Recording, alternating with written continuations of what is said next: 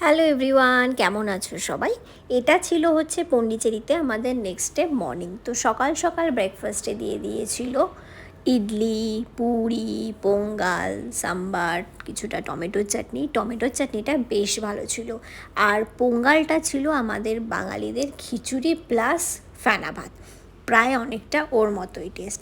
Breakfast করে সবাই মিলে এখন আমরা চলে এলাম ফ্রেঞ্চ কলোনিতে। ফ্রেঞ্চ কলোনিতে মেনলি এটাই দেখা, যে কোনো বাড়ি বা দোকানগুলো হচ্ছে নানান টাইপের কালার হয়।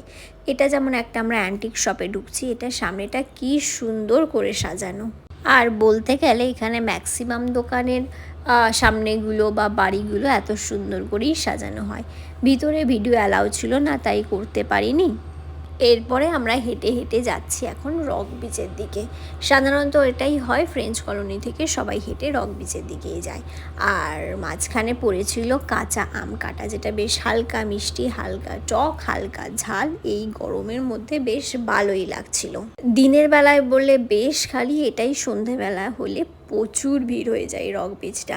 এর চারিপাশ ধরে আছে নানান টাইপের রেস্টুরেন্ট আর পাব, তাই জন্য এই জায়গাটা সন্ধেবেলায় পুরো ভরে থাকে। ফ্রেঞ্চ কলোনি কমপ্লিট করে এখন আমরা চলে গেলাম হচ্ছে ম্যানগ্রোভ ফরেস্টে। এখানে হচ্ছে আমরা করব বোটিং, আর এখানে বেশ চারিদিকে প্রচুর ছোট ছোট কাঁকড়া ছিল, সেটাই আমরা সবাই মিলে এখানে দেখতে এলাম এখন।